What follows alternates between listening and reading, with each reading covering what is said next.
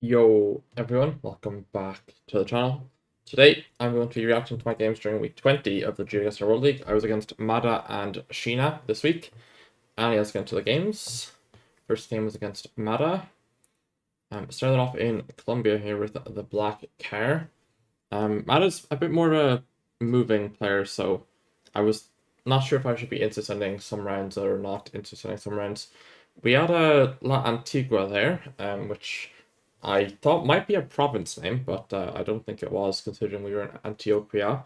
But I mean, there's a chance Antigua is like Antioquia, like written differently, but I don't think so.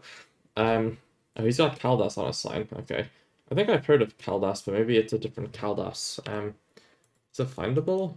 Where was the lock again? I forget. Just south of Medellin. Where's Caldas? I mean, it's probably a different Caldas, or it's this one. Maybe I've heard of it, I don't know. But yeah, I lost 1,000 points round one. Happens. And then we had, I mean, this round I probably should have just intercent Belgium border. He gets a sign with places, I assume with like Lille or something on it. The sunset made me unable to read the phone code at the bottom here, which was very unfortunate. And then yeah, what actually happened here is I like switch like after the timer runs out because I saw I don't know where I saw it, but because Robeck is like the place name, but on this we had Mary with that with like 1 millisecond left. I saw Marley. Where was it? I saw this. I was like, oh, is that Marie? But yeah, that's why I switched like after the timer runs out. Just north of Reims there, as you can see. Yeah, not the best switch. Definitely, like, without info, I probably could have just instant Lille and been fine, but, yeah. I just instant Cockstad in the off chance he didn't know instantly where Cockstad was. So, yeah. Yeah, he knows where Cockstad is. Yeah, he was a little bit confused, because, like, he, like, played Pretoria, and then, like, looked back at the sign, and then, yeah, I don't know. Was fine though, but figured it may as well instant because it's going to be relatively close to Kokstad. And then we get an Indonesia round. It's like, I don't know, like I thought sure it's instant West Sumatra, but I don't know, I wasn't feeling confident instant. I was kind of tired. Didn't sleep well the previous night. But I mean, this was like the first like week I was like felt like properly nervous for, I guess, because it was like the, you know, last moment. Okay, wait. Okay, if I instant West Sumatra, wait, he could have went Sula, wait. I mean, maybe I should have, but I guess he's forgetting the Kabupaten and then remembering it. But I didn't have any info. But yeah, it's like the one game I was properly nervous for, so I couldn't like sleep properly. Because it's like the do or die day. Yeah, it was a bit further north than Western after there, but yeah, probably should be instituting some of these rounds, but it's fine. Next round then was a Brazil round. I get a phone code relatively soon. What does he have? Didn't see what info he got. I assume it's just a phone number, right? Or did you say SP? Yeah, he's 13 phone code, yeah. And that's also all I got. I don't think he knows the extra digits because it's west of Sao Paulo, but I mean, Sao Paulo's like the least useful one to know the other digits in. So, yeah. 13 is west, if I recall correctly, so, yeah, I sent west and it was, but, not too many points, but, you know, decent 1,000, I will take it. Then we get a Bangladesh round. And I don't know, I'm teleporting around. We get a sign here with Jagannathpur, which I thought I'd heard of, but I was unable to find it somehow. Which is kind of rough because it's pretty big here. Yeah, not the best to not find it, but I'm looking at Silhouette, like it's definitely on my screen when I zoom in there, but yeah, I just missed it, but that could have been at some points, but yeah, it wouldn't have been too many, I guess, because I mean he's in Silhouette the whole time and switches. So I don't know why he switched, but he was there. So yeah, I don't know. Be 1,000 points, not ideal. Then we get a Peru round with some very slow movement, and my first thought was north on this round, and then like the more I moved, I just like thought about Cusco. Does that wait? Did this have info on it? Or no, I don't think it did. Right? I swear this didn't have info. Wait. Did I troll? Wait. Oh no. I swear that didn't. Oh, maybe he knows the political parties because that's a meta, but I didn't learn them because they're like coverage dependent. Mada's very happy, as you can see, very expressive person. But yeah, not the best guess. Switched from north to south, but he is the more moving oriented player than me, I would say. So yeah. And then we get a rush around here. Not the hardest of rush arounds. I feel like it's a relatively gettable Comey. He starts off in East or West Canty, but then he ends up going Comey. I don't know if he's hedging for Erkengelsk or if he thinks it's Comey, but yeah, we both basically click on top of each other in Comey, but yeah, it was a bit further east, but 38 points, I'll take it. Yeah. And then next round was a Nigeria round. Not the easiest region guess, I would say. But I just clicked Benin to hedge Ibadan plus Enugu. But I thought it could have been Benin as well, so felt like the best send to me. And yeah, some points, but 500 isn't too much. And yeah, it was a bit further east there. And next round was Japan. Yeah, I don't know how to region guess this. And we had a poll, but like I don't think you can make anything out on the poll, but maybe you could. I don't know. I think he just region guessed it to be Osaka adjacent, but I decided to click label. Yeah. Well, like the more zoomed in label when it moves down slightly, I clicked on directly on top of it. But yeah, label did not pay off. Yeah, 1,000 points for that kind of rough because I don't know, rural Japan is just not real to me. But yeah, it happens. Then we get an Italy round, which I have been practicing on some Italy because he is Italian, of course. But I don't know. It looked very like it looked south, but like I don't know. I felt like the valley like felt like middle-ish. And I was slightly concerned about Sardinia, but yeah, I ended up basically clicking label, and there's like a valley that kind of lined up, but yeah, I said something that I thought lined up, but it was something else that lined up. As you can see. Mada's shocked by it appears, but yeah, I don't know. I'm not sitting there. Like there's like one valley there, but like it's like if you go to it, it was like this valley here, which I mean kind of makes sense, but like I think I sent like one of these valleys in here, which kind of similar angle wise, but yeah. Next lock then was a Gen 2 Mexico lock. There's an unreadable phone code there. Maybe Gen 4 would have been readable, but not in Gen 2. I was concerned about border with the Gen 2, but I feel like I've looked at a lot of the border towns just to try and learn them so that I don't miss them, and I just didn't recognize the town. So then, yeah, I kind of just click CDMX because I was like, surely it's just around CDMX. But yeah, he goes border, and it ends up being Puebla, just east of CDMX there. And yeah, I mean, a little bit of a multi-merchant because, I mean, to be fair, like raw damage-wise, that's more than he did the entire game with multis, so wasn't too bad of a merchant. Then into NMPZ, I got my 1 point, which basically guaranteed that I'd be ahead of what's it called, Captain and Strefon if they both dropped. Like it put me in like a good spot for like not getting the +5, like the 5 point like safety net as I've talked about previously, but it was like enough to basically guarantee me to be fourth in everything. Also, I zoomed into Mexico, and I realized the plate wasn't Mexican.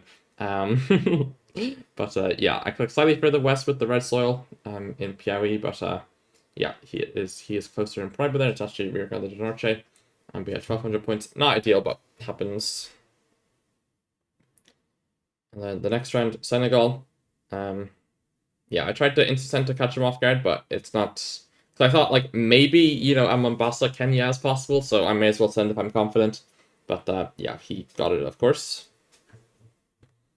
Then next round was single white line oil palm plantation. I thought Sabah, even though it felt kind of weird for Sabah. I don't know, like yeah, I don't know. I mean, I'm pretty sure it's white and not yellow. I mean, you do get single whites often in Indo, but I probably should have said Indo, but I don't know. Maybe there's some map psychology to sending Sabah here. But yeah, it was a bit unfortunate, but yeah, you see what happened.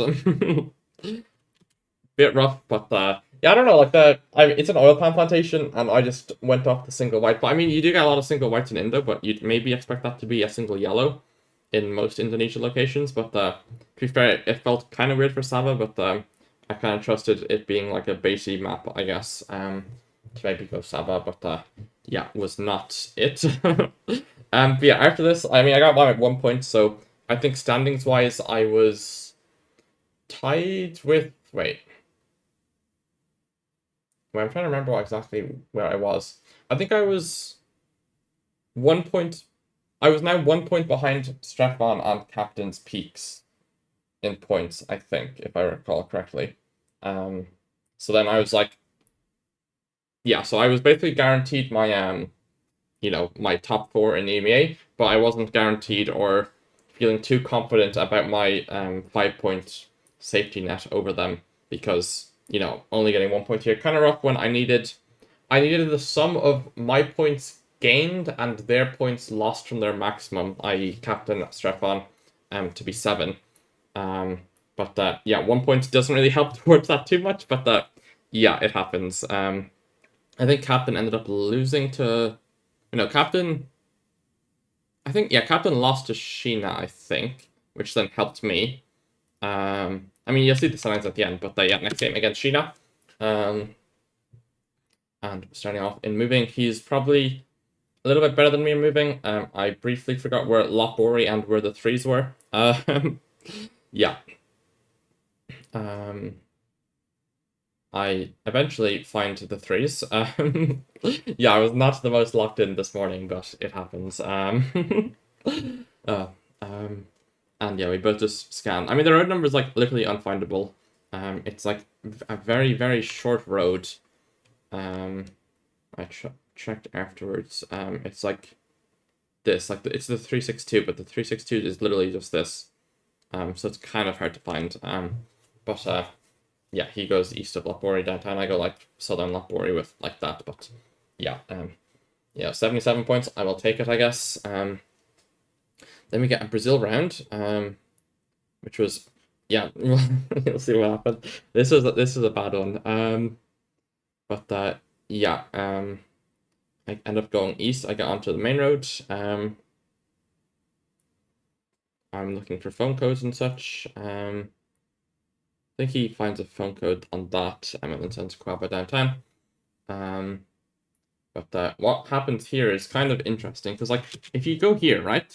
Like, I mean, it's very hard to tell on the small screen here, but like that looks like an S, right? Maybe like I don't know. Maybe I'm coping, but like it looks very much like an S, but it's actually a T. So I said Mato Grosso do Sul, thinking it's an S, and then you can see my face when it's Mato Grosso. I'm like, I'm so confused, but I don't know. Not the best way to lose 2,000 points because I thought it was Mato Grosso before finding the MS thing, or well, what I thought said MS. So that wasn't that was a bit annoying. So I lost 2,000 points due to finding info, which is or misreading info, I guess. But yeah, we have Pavia and Mora on the sign. I first thought it could be Maura, but spelled differently on the sign. But then I soon realized where Mora is. It's a bit more northwest of Evora here. I just looked downtown Mora. And yeah, he's looking at Maura as well, thinking the same thing probably. But yeah, he ends up just hedging south. Hedges pretty close to it, but yeah, we do a little bit of points there. Solid 246. And then we have a BC area code, one of the few Canadian area codes I know. And yeah, I would have liked to find info on this round, but I don't think there was any. I feel like, yeah, a lot of urban US and Canadian rounds don't have much info outside of area codes, and BC isn't very specific with the area codes. It's just like you're in BC and doesn't really tell you about the region, even though BC is massive, which is a bit unfortunate. But yeah, we both moved to no avail. I hit like hazy Gen 3 last second, which I'm like, oh, is this the road to Prince Rupert? But yeah, it was not. It's the other road in Tumble Ridge or whatever it's called. What's it called? It's lagging a little bit. My apologies. Tumbler Ridge, yeah. Then we get a Germany round with the worst movement I've ever seen. Like, literally every direction except leaving the town is blocked off. Um, but we got to see a mountain south. But yeah, you can kind of just see me try and go every single way and just get either dead end or like, end up going in circles because you can't go north here, even though that's like clearly the way you want to go. So yeah, I'm desperately trying to go north, and then I end up trying to go west. But then it doesn't let me go west fully, and then yeah, was a bit unfortunate. But I probably should know the flag. I mean, maybe that is a flag I should know. But my region guess was ever so slightly better than his, so we did 264. But still a good bit behind from the Brazil. So yeah, had some ground to make up for sure. And then this was an Uruguay round. Looked kind of like Florida to Montevideo, just somewhat coastal within Uruguay, just with like the winter coverage and just feeling kind of coastal. I thought the town name might have been on that, but I don't think it ended up being that.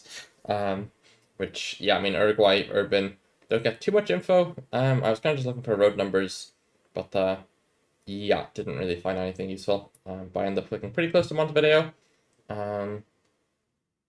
which is maybe a bit of a commit with no info in Uruguay, but yeah, he goes a little bit north. So it ends up being decent points for Uruguay standards, like 1,200. Like, I will take that every day of the week.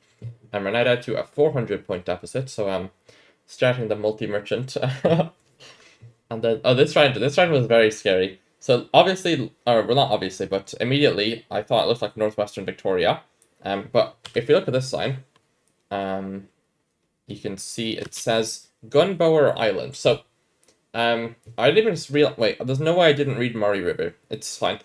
So I saw Gunbower Island. I mean, the Murray River isn't really a useful sign in Vic because the entire border is the Murray River. But I saw the island. And then I was like, this isn't the coastal. How do we have an island? So, yeah, I end up not trusting the island, and I send up more north because I sent what it looked like, basically.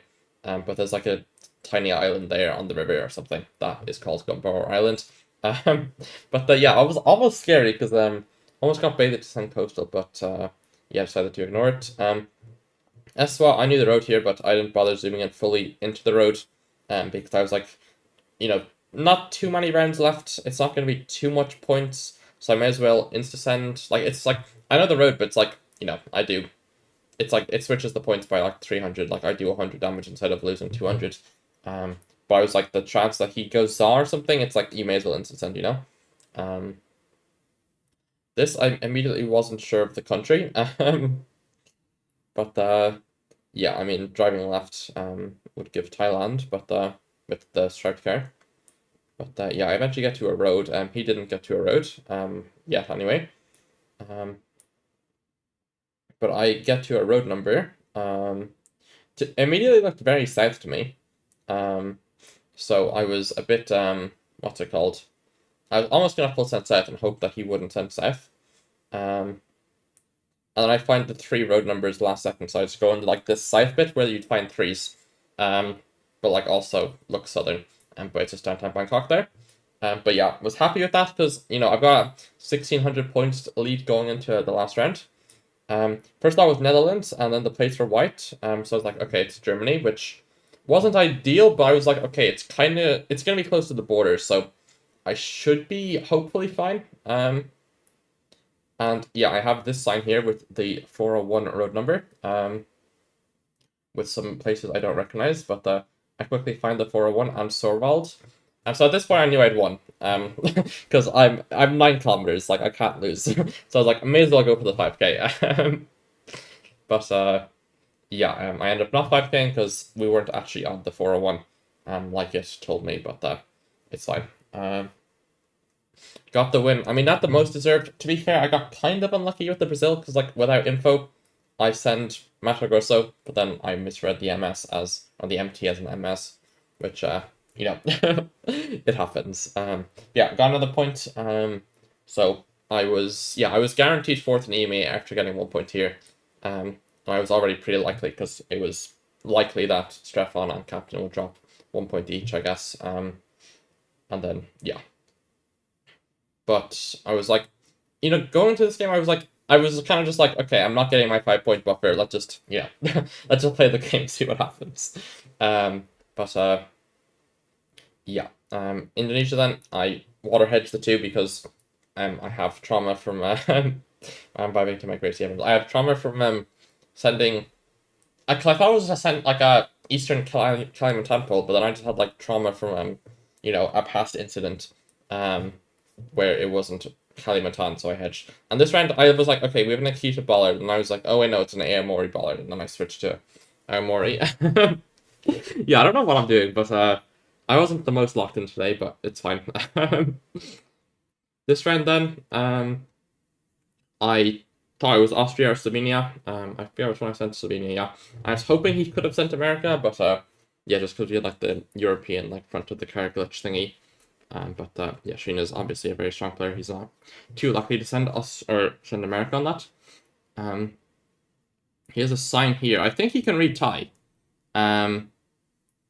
Yeah, I assume he can read Thai. He read that very quickly. I mean, I don't think it said anything in Latin. Unless it was the phone code, but I don't think the phone code was there.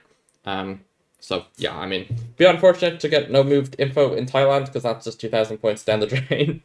But it happens. Then we go into the next round, which is a Canada location. Not the most obvious. It looks like we have a bit of green on the plate. So I kind of figured that it was what's it called, Saskatchewan or Manitoba, and then I thought it just looked more like Sask. And like it was very hard to make out like the shape of the green, but it didn't look like the Manitoba shape of green on the plates. But yeah, he also thinks it's Sask, so yeah, no points here really. Ends up being, basically equidistant. I'm still getting flawless, another minus 18, but multis are getting higher, so my hope isn't gone yet. Then we get an India location. Very interesting round. We got like a fence that looks vaguely northeastern, but my first thought was definitely like more UP than Bihar, but the fence definitely pushed me towards Bihar. But yeah, I almost ended up sending UP, but I was like, I don't know, I'm just thinking about the fence. But yeah, definitely a tricky round. And yeah, you can see Sheena in Western Bihar there. And I am soon to join him in Western Bihar. Or actually, no, I go Eastern, and he moves East as well, yeah.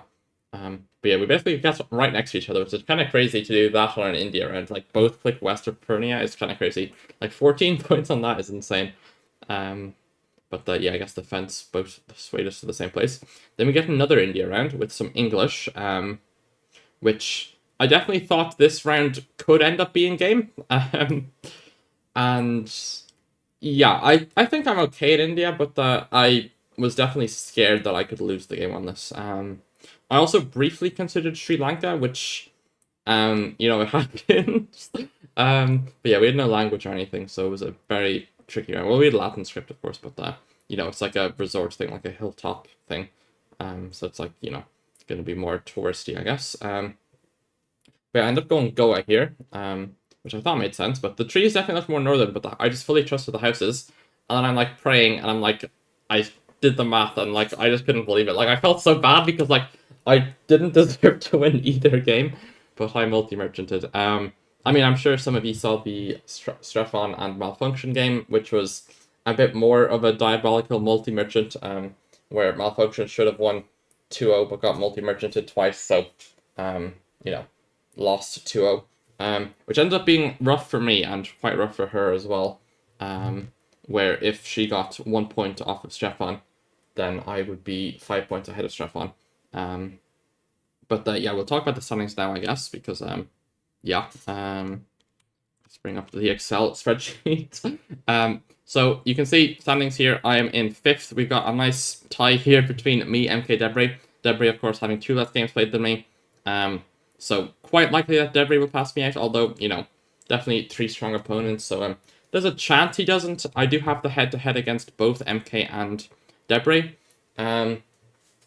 So I'm kind of hoping to get 1 point from Fau, this game, because then I get ahead of MK. I end up on 79 points, and as you can see, the max is here. We have 73, 73. So then, 73 plus 6 is 79, which means I have my 5-point buffer. Because I don't have the tiebreak against Captain or Strefon. So I do need either them to drop 1 point in these games, which, strong players, of course, it can happen.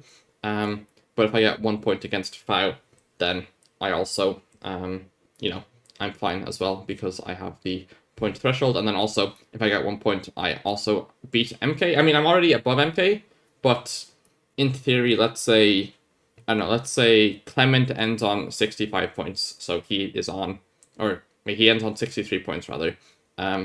So then he gets 1 point from each of these games. I mean, possible, of course. So let's say he ends on 63, then he gets plus 15, and then he's up to 78. But then me, him, and MK are now on 78, which means that in theory, the tiebreak gets ruined and it becomes a 3-way tiebreak instead of a 2-way tiebreak, and then my head-to-head win against MK doesn't matter in the 3-way tiebreak scenario.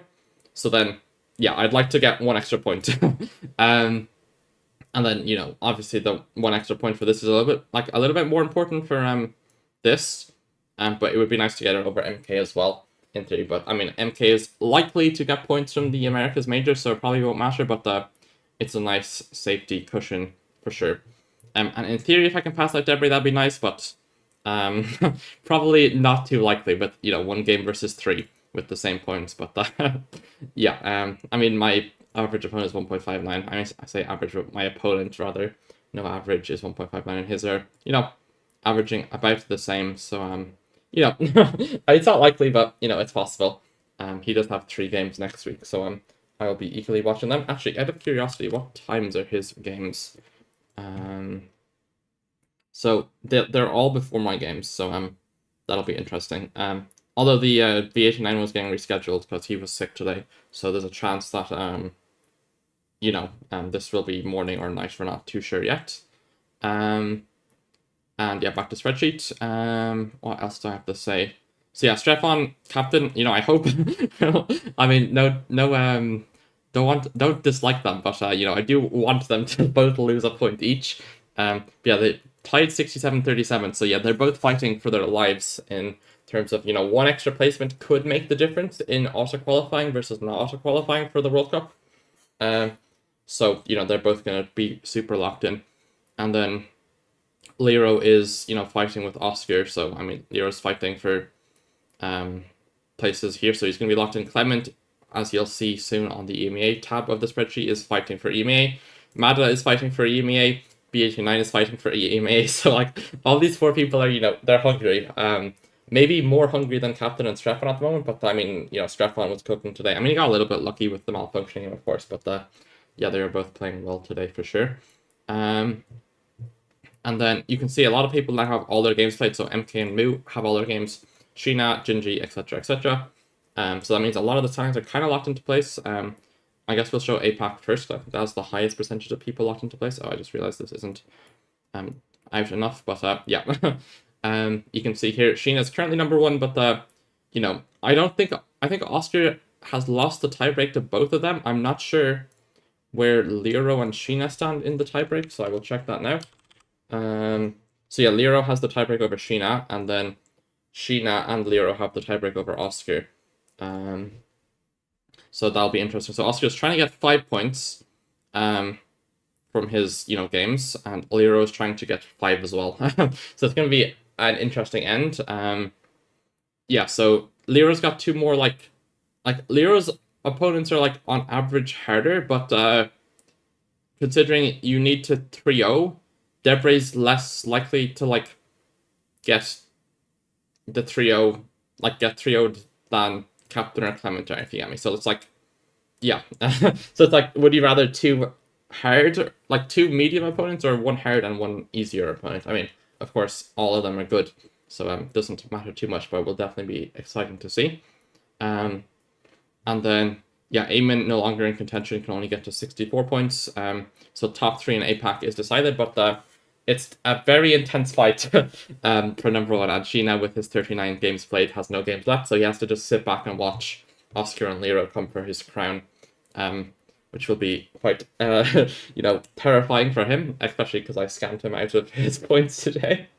But yeah, it will be exciting to see that. And then further down, you can see Krania can still get 6th, and Spaghetti can drop to 7th, and Feneb can drop to 6th. So it's just between Spaghetti and Krania now. Although I guess Feneb can get up to, or actually no, Feneb can't pass out Eamon. Eamon can't drop below anyone.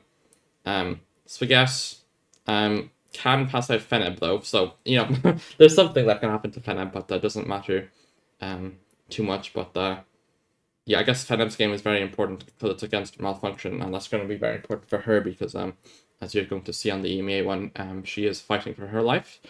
Yeah, Krania, I mean, very tricky average opponent, but Spaghetti are pretty tricky as well, I would say. So you never know. Will definitely be an exciting end, but the 3 points deficit with the same games played is a rough one to come back with, especially when you're against Blinky and Kratsu. I mean, yeah, will definitely be a struggle. And then if we look at Americas, we see 5 people have finished their game. So MK, Mu, Jinji, Skillishu, or Ocean Man, and Flaming Skillishu. But this is basically locked in. You know, it's like 1-1, 2-2, 3-3, 4-4, 6-5, 6-5. So Jinji and Orlando can flip. You know, it's 2 points per game from Orlando against, I mean, pretty strong opponents. So could happen, could not happen, but I guess they're fighting. It depends on it's going to change who they play in the semifinals, I think, if they make it there. Because I think the way the seeding will go is Radu and MK are in a semifinals each. Then it'll be Mu versus Orlando to play against MK, like the winner of Mu Orlando plays MK, and the winner of Fao and Jinji plays Radu in the semis. So that will be exciting. I mean, the Americas regional will be exciting, but I mean, you know, fighting for placement. Maybe, I mean, I'm not sure like what their thoughts on the placements are, but I'm sure Orlando is going to try his best to get into 5th, because any points really, like, let's say Orlando ends at 54 points, then 25 points from 54, or yeah, from 54 is 79, which if we go to here, puts him like here. So it's like, you know, I mean, these probably won't stay the same, or Debray probably won't stay the same at least, but the 79 is, you know, one above MK, so it's a pretty good spot to be in. But if he doesn't get his points now and still gets his 25, then 73 is a worse place to be in because, you know, it only brings you to here instead, and maybe elsewhere depending on what happens here. And yeah, that's all I have to say about Americas. Really, it's basically locked in, just with this to change.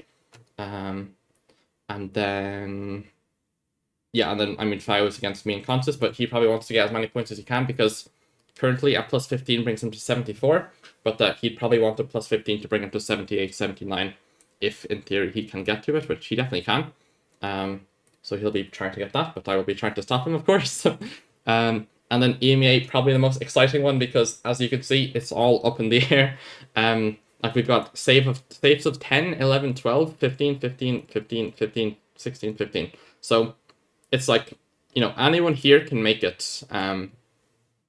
And anyone, actually, wait, so who can lose it? Lenley can only drop to 12, but is that a tiebreaker? No. No, okay, Lenley's safe then, okay. Clement is not safe, Mada is not safe, Trickter's not safe, and then Malfunction, Pan, and V89 can take their spots. So that is going to be very exciting towards the end.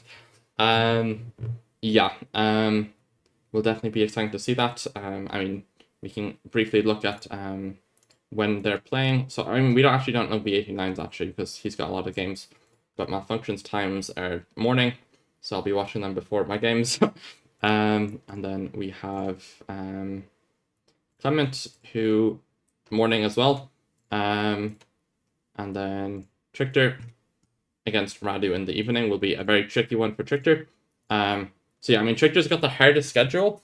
Like that's a rough one. That's like, you know, if there's someone you don't want to have to play as your final game, Radu is definitely up there on that list of not wanting to play them for sure. But you know, it's like he might be safe with just 59, but like it's somewhat likely that Malfunction gets 2 points. Who has the tiebreak between Malfunction and Trickter? Oh, I need to control F into this. Okay, so Trickter has the tiebreak. Okay, which does help Trickter slightly. But if Malfunction gets 3 points from 2 games, which isn't too hard, and Trickter gets 0, which against Radu, it's possible for sure. because you know the schedule difficulties are quite there's quite a contrast between them. Then yeah, Malfunction can pass Trickster, and then Pan can also pass out Trickster with just like, you know, 1 point. Who has the head-to-head? Pan and Trickster? I think Pan does, if I recall correctly. But maybe he doesn't. Oh no, Trickster has the head-to-head. Okay. Trickster's looking good in the head-to-head department. Actually, does he have the V89 head-to-head? Let's go back to Trickster. Pull up V89. V89 has the head-to-head, okay. But, I mean, V89 has, like, the most games to play, but he's got a high peak because of that, because if he trios everyone, then his peak is pretty high, but, you know, this is a pretty hard lineup. I mean, Armani as well, of course. Yeah, just a very hard lineup in general. Especially because, like, Armani and V89 are, like, not moving players, I guess. So it's like, you know, V89 is expected to win most moving games, or most no-move games he plays, but so is Armani, so it's like, you know, even though they're both lower down on the leaderboard because of moving, they don't really have the moving advantage against each other, or moving disadvantage against each other, so it's definitely going to be an exciting game. But, yeah, not the most ideal opponent's points per game if you're Castroller, but, or V89, sorry, I mean, same thing, but, yeah, will definitely be exciting to watch, because, yeah, accidental right click, but anyone here is fighting for their lives, which will definitely be exciting. And yeah, do I have anything else to say? I'm not sure. I mean, yeah, I'm playing FAU at 8:15 Irish time. That is MK. This is me. 8:15 Irish time. So make sure to tune in. And then if you look at Captain and Strefon, who are like my main two ops, we'll call them. I mean OPP. Yeah, so they're playing these, and then because they're going up to 73, and I need them to be up to 72, not 73 ideally, because I do not have the tiebreak against either of them in the scenario that they get 5 points. So you can see the times here. So I will definitely be watching these in the morning. And yeah, they've got Lero and Spaghetti. And Spaghetti does need to lock in, because as you can see, I mean, can definitely get passed out by Krania. Although Krania's got a tough schedule, but Blinky has, you know, thrown before, or not thrown, has lost before, we'll say. Yeah, he's lost to people he shouldn't lose to. But I mean, that's just Geoguessr, everyone knows that. But you get what I'm saying. Spaghetti isn't safe, so he's definitely going to be locked in for the captain game. And then Lero as well is going for Oscar's spot and Sheena's spot, so he's going to be locked in. And then for Strefon, we also have 2 morning games against Mada and V89, who were, you know, as we said, both fighting in this group of people. So yeah, I'm hoping that, you know, I hope they both drop a point, but, you know, if I get my point off of FAU, it doesn't matter, but I'd like no pressure going into the FAU game for obvious reasons. But yeah, after next week, I'll have like, I'll probably like redo a new spreadsheet where like it talks about a bunch of scenarios from like the World Cup itself, or like the majors, to see where I'd stand and where, you know, if I'd auto qualify or not, or etc. etc. But yeah, I think that is it for the video. I mean, there's a lot of stuff to be excited for next week, so be sure to tune into the streams. And yeah, hope you all enjoyed. Thanks so much for watching. Bye bye and peace.